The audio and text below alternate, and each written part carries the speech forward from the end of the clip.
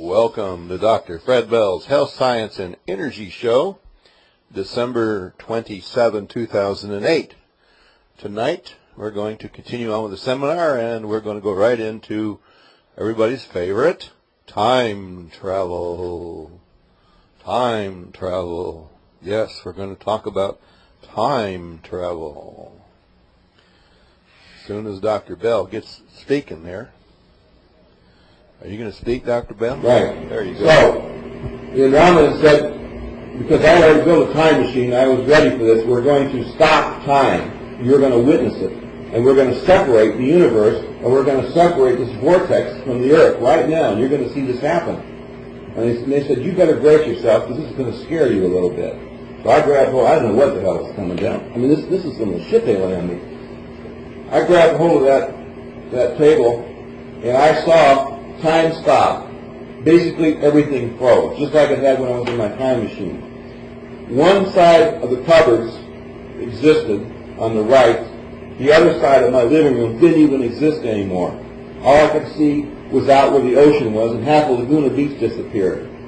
Then as I stood by the cupboard, I had my point of reference looking this way, which I'm looking towards the refrigerator. This side of the house disappeared, that side of the house disappeared, and the entire world turned 360 degrees. It made a complete rotation, taking about 45 or 50 seconds, slowly. And the only thing that existed was this little fragment of me in this abyss of nothingness, holding on to this goddamn thing. Totally, talk about vertigo. I had some vertigo like you've never imagined. And I'm standing down here, and this is really happening. I'm feeling the wind on my face. And I'm wishing I was on drugs or drunk or something, you know. I needed something. This is really happening. And the whole world turned 360 degrees. And then it solidified. It gradually came in again. So it slowed down. It just went, just imagine you're here and the whole world around you, and you're the only thing that's not moving turned 360 degrees. And she said, we are now making an intervention into every single atom of this planet that's just changed its frequency. Half your historical past doesn't even exist anymore. And this is how they do it. Boom. And it stopped. And I just about passed out. And I went over and I got a gallon of water out. And I said, I got to detox quick from that. I drank a full gallon of water in one swig just to get grounded from that. Are they using machinery? They don't say what they use. I know. See, when I was a contactee of the Pleiadians, the way that the contact would start is that I'd feel a chill on my body like a wind. I would see hair on my arm, and my head would start to get the prick, start prickling up. And then I would have a female, like, when you see a pretty girl or a pretty guy from a girl's point of view, that energy that comes over you, especially if you're 19 years old and you've had 2 drinks, that same sexual rush, that would come over me. And then I'd hear a separate voice, her voice, Sannyasi's voice, very soft, completely different from my thoughts. There was no doubt it was a female voice, and I felt female tantric energy all over me. That was the way. That was really nice. I mean, there was nothing wrong with that. When the Andromedans started communicating with me, they said it would be holographically, and they would just assemble the geometry of my DNA. All my atoms would be dematerialized simultaneously, and I would have to expect that. It would take me a while before it would become comfortable. So the first time they did it to me, to put this knowledge into me, because it's not a flow of events, like with a contact from the Pleiadian, the way they do it, they send an energy down to you, it registers in the cells and in your brain and different places in your body, and later on when the contact is over, if you take verbal notes or written notes, later on you kind of channel the information out of your body, you're unchanneling yourself, okay? It's basically what it is. That's the way Billy Myers always did it. You'd have recall of stuff that was happening so fast over the period of several months. With the Andromedans, it's instantaneous recall at any point in time. At any time you need it, it's there. There's no waiting. There's no getting into the mood. I could be digging a hole or putting a fence post in or running or driving my car on a freeway or screaming at somebody. It just comes and it's there and you need it and it's now. It's different. But when the process starts, when they first started initializing me into this process, you know how your hand goes to sleep? Or your leg and it's numb? Imagine your whole body going to sleep. Instantaneously. You're numb. You can't move. You're frozen. And this tremendous vibration, this pressure, it's like they put me inside of imagine like what it would be like if you were to put that thick of a glass over you and put about 2,000 pounds per square inch of pressure in there. It would take, it's this vibrating and then it's jamming this into your DNA. And the first time I had it, I thought I was having a seizure or a heart attack. I didn't know what it was. I went out and got every kind of medical test we could possibly get after that. And the just laughed, there's nothing wrong with it. You get used to it. And then when the numbness stopped, I could close my eyes. Now, I don't know if you saw a picture. I think there's a picture on the mantle up there. I mean, I haven't seen it lately, but it's there. It's up on that I did. My hand became an auto writer, and I just close my eyes like Lavatsky used to do it, and not even look what I'm doing. I can write and draw pictures because they just take over. And I did that a few times for me to get used to it. And then the process is so smooth now I don't even notice it's happening because I'm used to it now.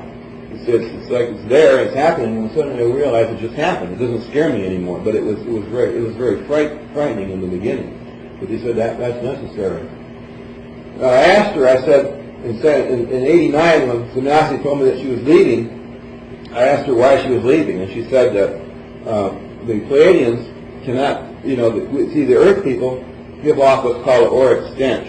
In other words, it's this negative energy. Even if you're a fairly healthy, nice, decent person, you still, to them, have an auric stench.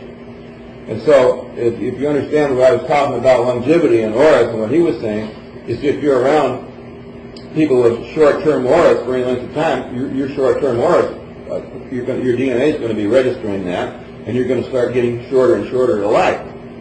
So a Pleiadian can only serve here in this aura field of this Earth and around people for 10 or 15 years, otherwise they're going to die. So they're going to have a very short life, and they're going to get sick and fall apart. So they have to leave. So they rotate and they come in groups. When they come in, this group comes and another group leaves. But as a race, they can only come for so long. When a planet is going into transition like we are, they can't be here for that. Why? Because if they are here interfering or helping out or trying to perform some divine intervention thing, they'll create so much negative karma that they'll destroy their entire race. Their civilization will be destroyed, And anytime you see channeling from the Pleiades, a lot of it's bullshit. I'll tell you that right now. The Pleiadians they have fights, they get arguments. Sannyasi's brother does not like me. He's never liked me. He hates me. But we don't go to war over it. We just don't get along. His name was Quetzal. And one time, she allowed me to fly her ship out in New Mexico. And he almost had a heart attack over it. It just didn't agree with him. But Sannyasi let me do different things to understand, certain things that were necessary in the teachings. So they are human. They have emotions. They just live a little bit longer and a little bit more calmer. But I'll tell you don't want to piss one off. They carry a weapon system. When Pleiades, Sannyasi's sister, came out to Billy Meyer one day. Billy Meyer was riding his moped, and so Pleiad wanted to ride it. And the Pleiadians, they're not supposed to drive cars or motorcycles here, but Pleiad ended up on the motorcycle, and she got to drive it around over in the hills outside of Zurich, where Billy lives. So then, after she drove the motorcycle around for 2 hours, and her father had a fit over it, she comes back and hands him her ray gun. And so he starts shooting holes in trees with her ray gun. And I've got photographs of it at home, the ray gun and the trees and the holes and all that. I just didn't think it was apropos for this seminar to show you Pleiadian weaponry, but they have it, and I've seen it. And so they are armed and dangerous if you don't want to mess with them. But they are not going around, and their overall purpose is to help the world. They have a life space. Their vibratory rate of era is so great that they have what's called an S-car flute. An S-car flute is when you do a traspasso, left eye to left eye and fire breathing, like I was telling you yesterday. They have an S-car flute, and two people blow into a flute simultaneously, and they have to harmonize their breath, and they get zero sound out of it. But the sound is so beautiful that it causes light to liquefy. And so when S-car flutes are being played, light turns into liquid and it goes around corners and stuff. It's really bizarre, some of the stuff they've got, and we could have it here if we clean up this vibratory rate a little bit. So anyhow, Sannyasi told me that she lost her husband on Pluto 20 years ago doing some mining out there, because they mine dead planets. They don't mine living planets. That's stupid. And